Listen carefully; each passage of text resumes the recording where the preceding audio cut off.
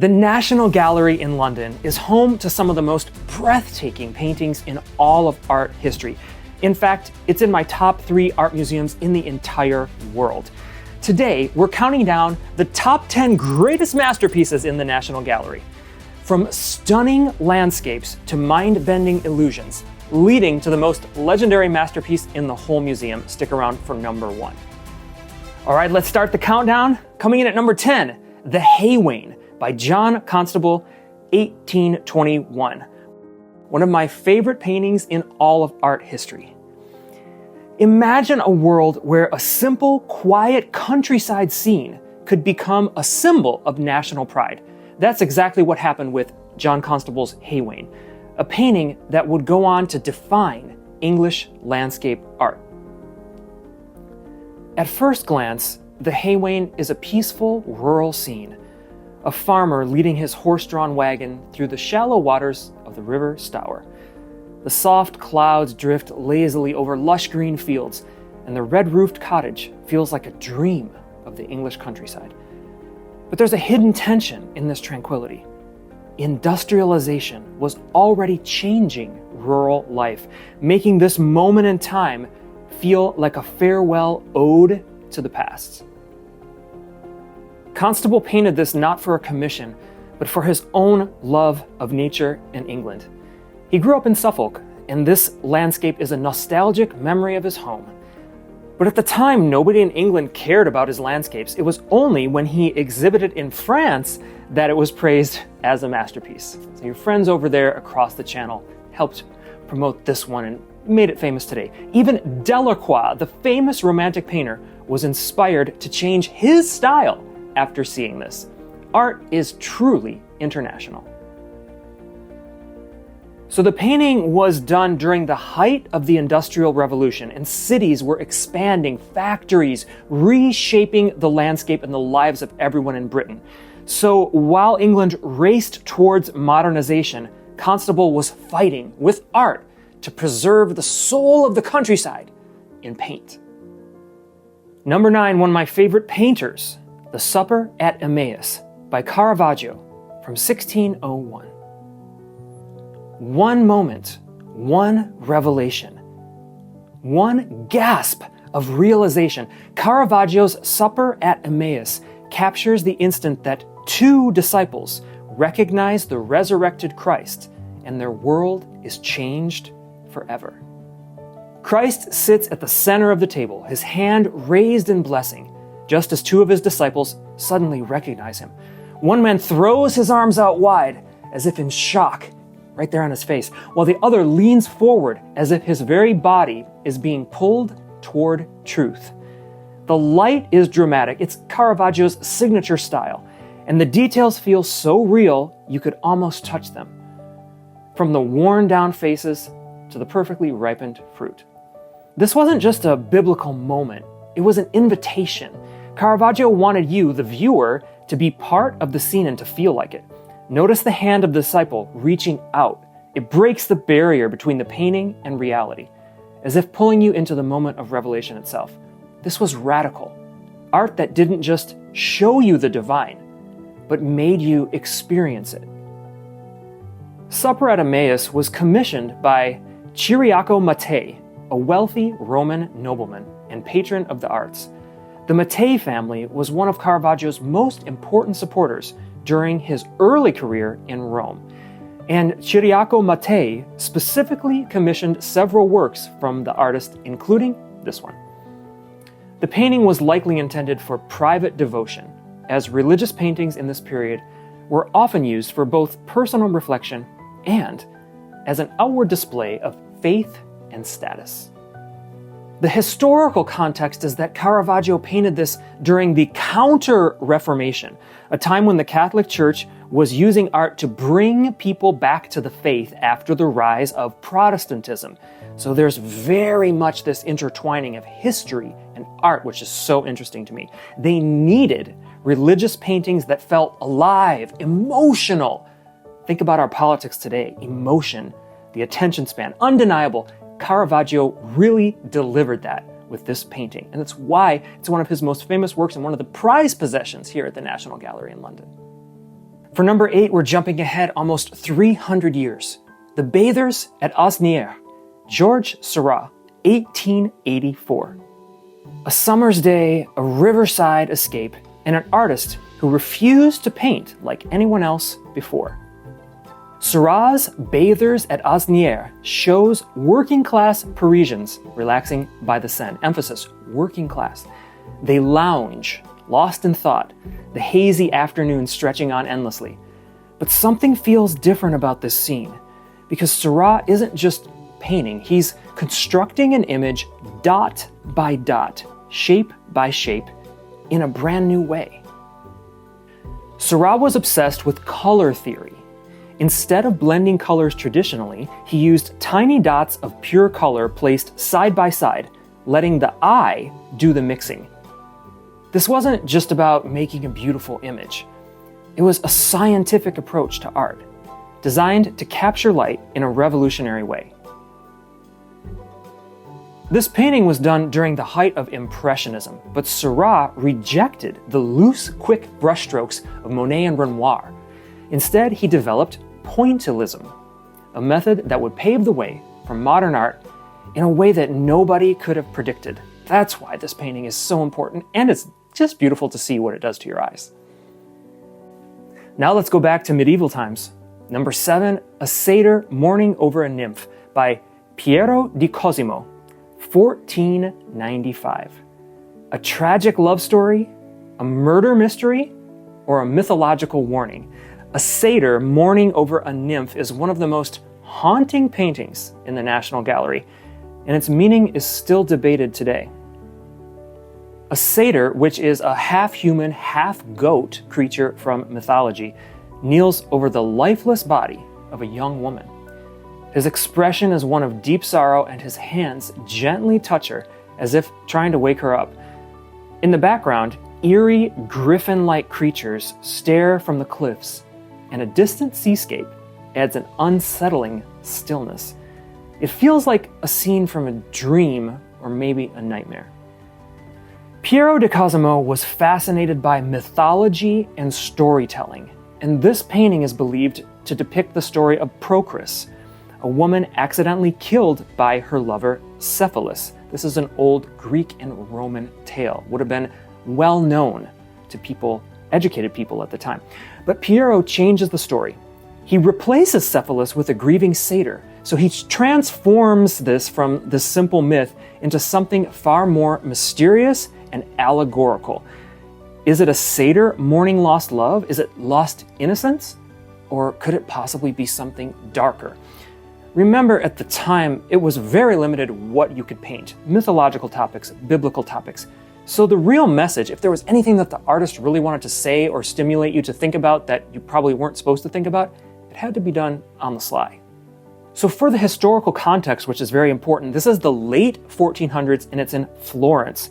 It's the height of the Renaissance, a time when artists were experimenting with all kinds of things, more human emotion and storytelling in their work. Piero di Cosimo was known for his strange, dreamlike paintings that blended reality with myth. So he was an intriguing person, and this piece is one of the most powerful examples of that. Number 6, Bacchus and Ariadne by Titian from around 1520. Imagine being abandoned on an island only to have a god fall in love with you at first sight. That's the wild and chaotic story behind Titian's Bacchus and Ariadne. Ariadne, wearing a flowing blue dress, stands here at the edge of a rocky shore. She'd just been abandoned by Theseus, the hero she helped defeat the Minotaur.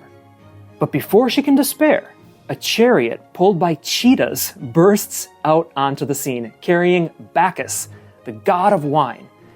In a moment of divine madness, Bacchus leaps from the chariot, arms outstretched, as he instantly falls in love with Ariadne. The sky swirls with movement, and above them, Titian paints a celestial crown of stars, symbolizing Ariadne's immortality. This was part of a series of paintings commissioned by the Duke of Ferrara to celebrate classical mythology.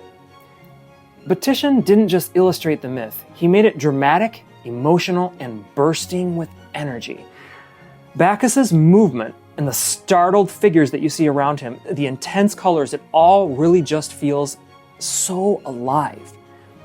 The early 1500s, for historical context, were the height of the Italian Renaissance, just like the last painting.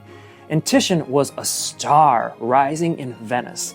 He was pushing color and pushing storytelling to new heights. And this became one of the greatest examples of Venetian colorism, a technique where deep blues, reds, and yellows create a sense of vibrancy and drama. That's what great art is all about. Number 5 is The Fighting Temeraire by J.M.W. Turner from 1839.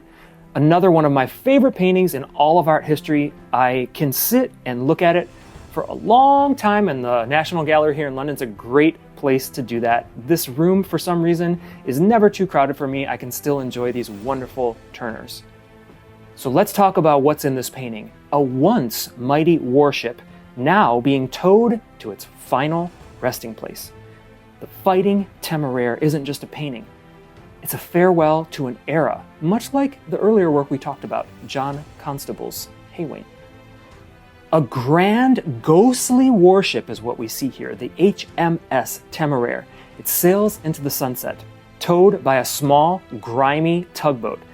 The ship is bathed in golden light while the sun sinks into the horizon, casting a fiery glow over the entire sea. The contrast here is very striking. This once great ship, which fought in the Battle of Trafalgar, which is memorialized right in front of the National Gallery, Trafalgar Square, is now being pulled to its final fate, the scrapyard. But Turner wasn't just painting a ship. He was painting a symbol of change.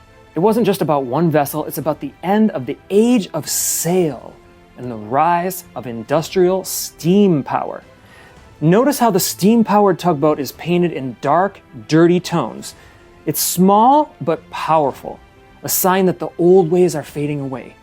Turner was both mourning the past and documenting progress. The historical context was, in 1839, Britain rapidly industrializing.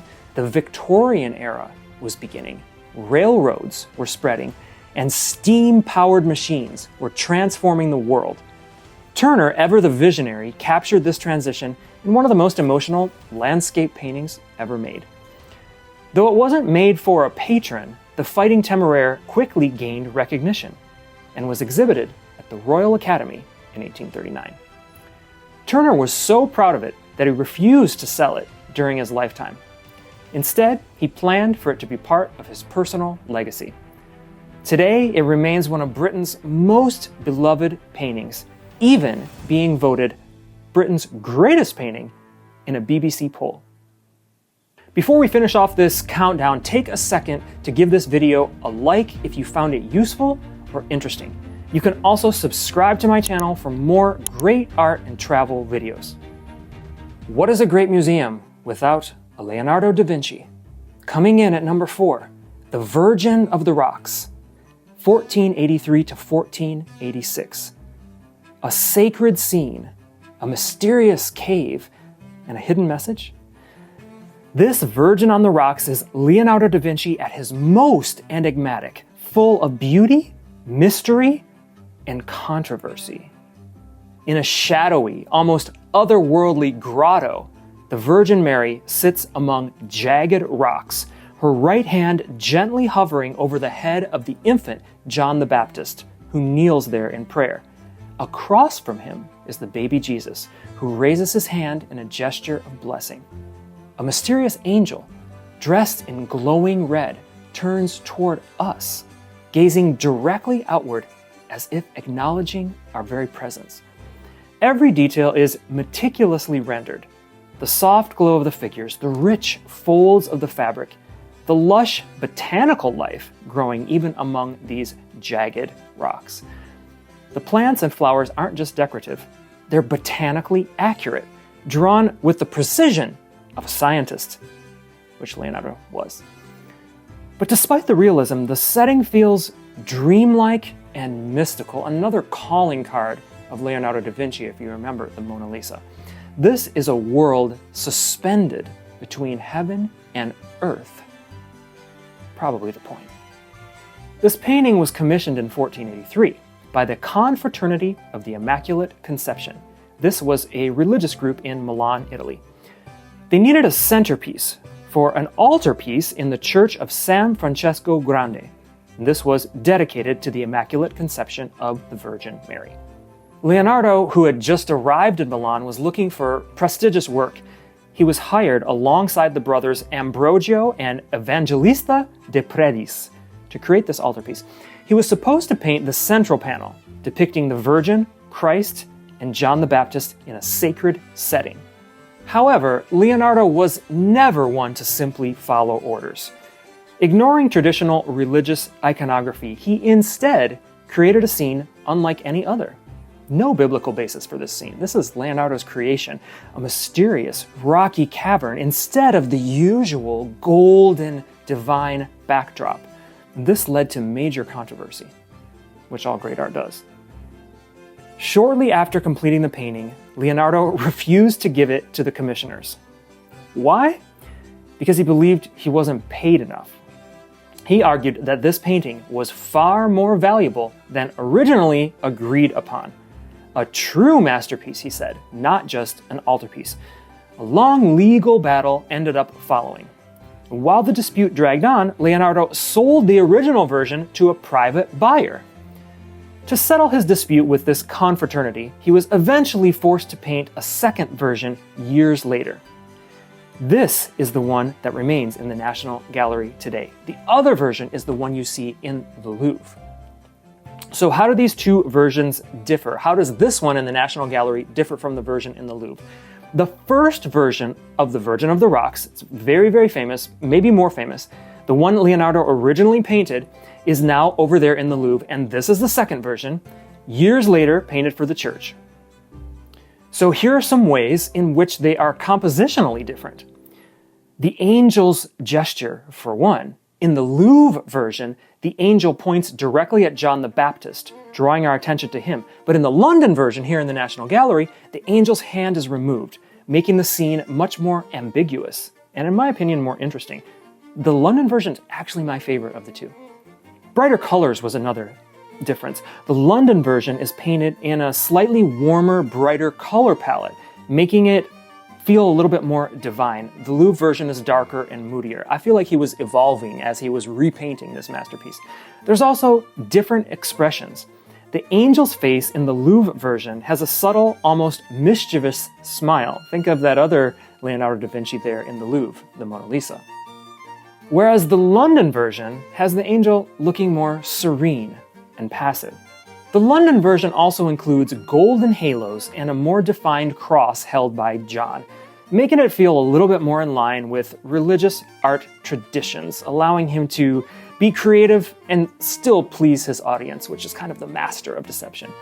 Why is this painting important in art history? Well, it's actually one of the most important paintings of the Italian Renaissance for several reasons.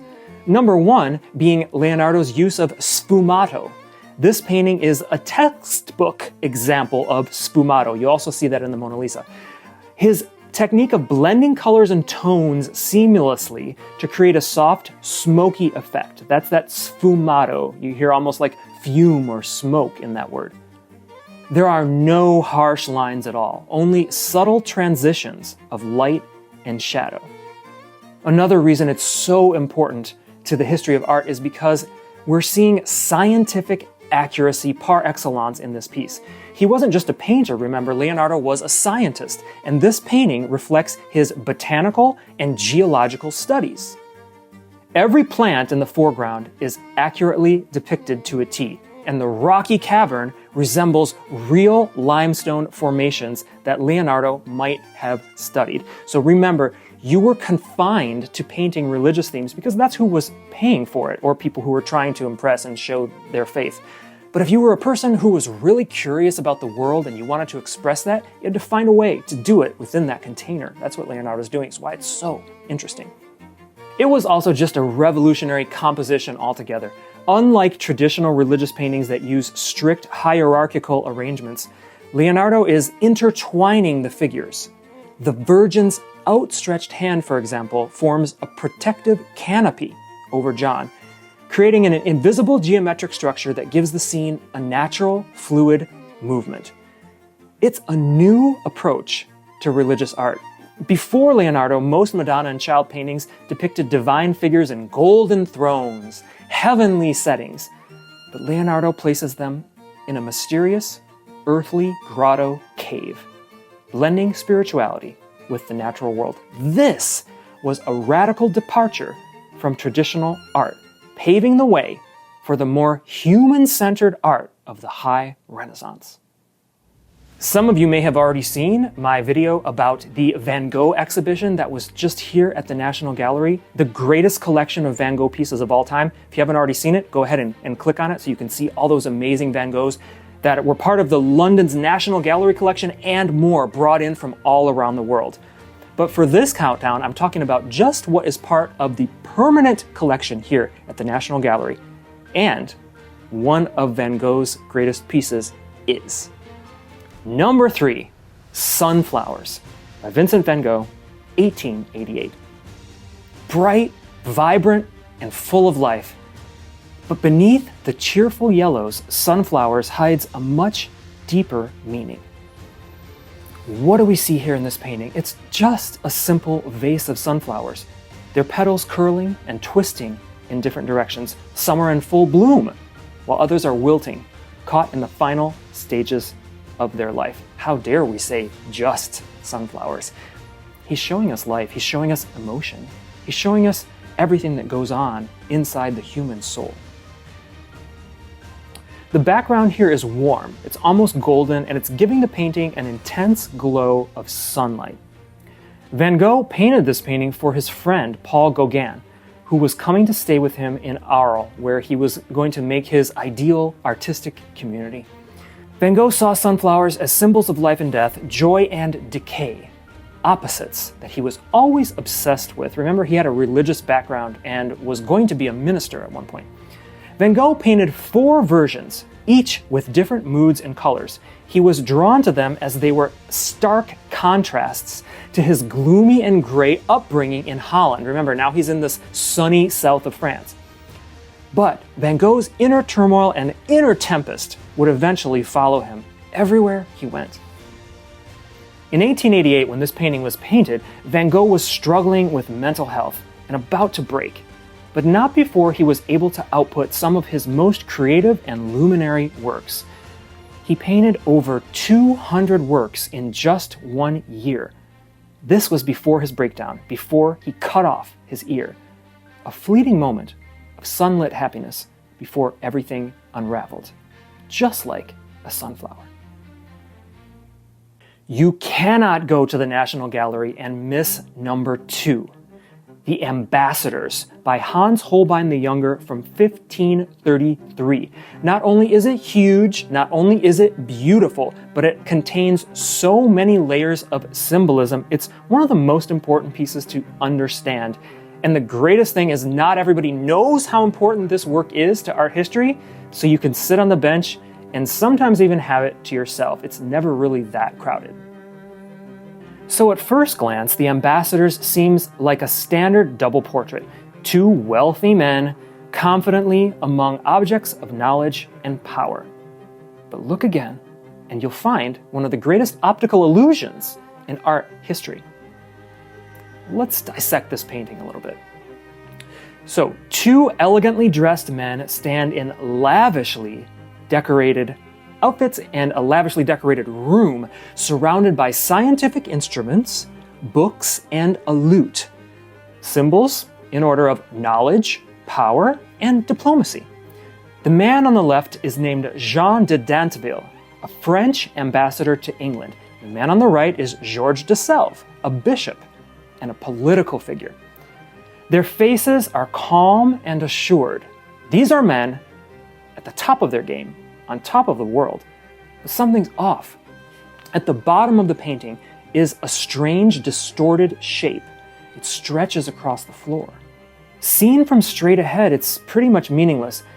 But if you tilt your head or view it from the correct angle, it reveals itself to be a skull, also known as a memento mori, a reminder that no wealth, knowledge, or status can escape death. Now, we see saints, St. Francis, and all kinds of other saints holding a skull in their hand in religious meditative paintings. But we don't always see something like that in a more secular painting of two men showing that they're on top of the world. The painter is saying, yeah, you are, but let's not forget that everything comes to an end. This painting was painted really to showcase power and influence of these two men. Holbein was working for the Tudor court. He was a master of subtle symbolism. Everything in this painting has meaning. The lute with the broken string is a symbol of religious discord during the Protestant Reformation. The scientific instruments and globe show the intellectual and political ambitions of these two men. The crucifix, barely visible in the background, is a quiet reminder of spiritual salvation, hidden behind the grandeur of worldly success. Holbein was making a statement. No matter how wealthy or powerful you are, death is always looming. How amazing to see this statement being made by the court painter. Again, painters are always working within norms and containers of their time. It's when you can see what they're really trying to do subtly within those containers that art history becomes so fascinating. Let's talk a little bit about the historical context here because it was so important. This painting was done during the Tudor era under the reign of King Henry VIII. Europe was deeply divided by the Protestant Reformation. Catholics and Protestants were clashing everywhere.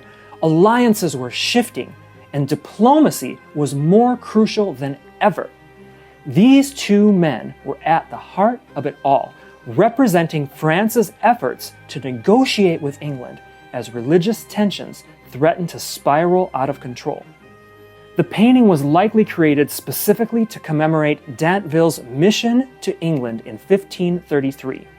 This was during a time of political and religious tension between the two countries and with the Catholic Church. It wasn't just a display of their wealth and intelligence. It was also a statement about power and diplomacy, and, more importantly, uncertainty in an ever-changing world. We can definitely identify with that right now. And what about Holbein himself? He was Henry VIII's court painter, and he was navigating through dangerous political waters with his art. If he misrepresented a nobleman, he could have lost more than his job. He could have lost his head and ended up like that skull at the bottom of the painting. Okay, the moment you've all been waiting for. What is the number one most important, most famous painting at the National Gallery? Well, if you go to the Louvre in Paris, everyone knows what you're going there for. You're going to see the Mona Lisa, and you can't enjoy it very much, to be honest, because there's such a huge crowd in front of it. The most famous and most important painting at the National Gallery in London is much less known. I spent many moments enjoying it with barely another person in the room. A woman ended up passing through, hearing me making some comments for a YouTube video and saying, that's almost as famous as the Mona Lisa. And I said, well, it's not almost as famous as the Mona Lisa, but it could be just as important. And it's definitely the most important piece in this museum from the perspective of art history combined with popularity, fame, color, detail. This is number one. The Arnolfini portrait by Jan van Eyck, 1434. Is this a wedding? A business deal? A secret message? The Arnolfini portrait is one of the most mysterious paintings ever made, and the more you look, the stranger it gets. So what does this painting depict? We have a wealthy man and a woman in another lavishly decorated room. Their hands are ever so gently clasped. The man is dressed in dark fur-lined robes, and he raises his right hand as if he's swearing an oath. What's the oath? The woman is draped in an extravagant green gown, such a vibrant green, and this is done because up in the north, they're using oil. The woman rests her other hand on a swollen belly. But is she pregnant? Or is that just the fashion of the time? There's a small dog in the painting, symbolizing loyalty, and it stands between them. The chandelier above them has a single burning candle. Why is this? And then there's the most important, most famous detail of all, the mirror in the background. Look closely. Inside the mirror, two figures stand in the doorway. One of them may be the artist himself. This is a lot like Vermeer. It might be Jan van Eyck, doing this kind of stylistic motif that we see in Northern art. Why was this painting painted at all? Well, for centuries, art historians have debated the true meaning of this painting. Is it a marriage contract, recording a real-life wedding between Giovanni di Niccolao Arnolfini, a wealthy Italian merchant, and his bride? Or is it a memorial portrait, capturing a wife who has already passed away? We don't know, but one thing is certain. Van Eyck painted this painting with hidden symbols. As we've already talked about, the dog is actually there representing fidelity and loyalty. Remember that Shakespeare quote, "The lady doth protest too much"? Maybe the fact that they had to put this here meant that there were some issues with fidelity and loyalty, and they're wanting to kind of change the narrative on that. We don't know, but we know that's what it means. The oranges on the table are a sign of wealth. Only the richest could afford such fruit in 15th century Bruges. And the mirror doesn't just reflect reality, it tells a story. Above it, in tiny Latin words, they read, Jan van Eyck was here in 1484. So it wasn't just a painting, it's a witness statement, signed by the artist himself. Let's go a little bit more into the history before we finish with this painting. Van Eyck painted during the Northern Renaissance. Remember, we talked about Leonardo da Vinci, probably the most famous painter of the Renaissance, the Italian Renaissance. This is the beautiful and a little bit less talked about Northern Renaissance with these stunning oil paintings with this almost photographic representation and colors that we probably never saw again until AI. At this time, oil painting was revolutionizing art.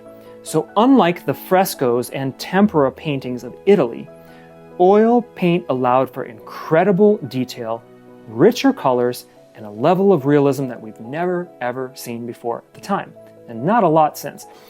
This was also a time of booming trade and commerce that gets into the subject matter. This Arnolfini family, they were Italian merchants living in Bruges. Bruges, you probably never even heard of it now, but it was one of the wealthiest cities in Europe. This painting wasn't just art, it was status. Here, with this painting, we have a way for the Arnolfinis to cement their legacy, to show off their wealth and power, and show them in their prime for eternity. Well, we made it. That brings us to the end of our countdown. The National Gallery in London. Top 10 greatest masterpieces. Some of the greatest masterpieces in all of art history. Right here in London. It's a free museum. I highly recommend it to go once in your lifetime. But you're probably wondering though, only one Van Gogh in this painting? Can't possibly be only one Van Gogh in the National Gallery. Like I said, the National Gallery has several of the most famous Van Goghs in the world. To check those out, just click here because I did a whole video about it. Which painting today was your favorite? Let me know down in the comment section. I'm Toby Nomad, and I'll see you in the next video.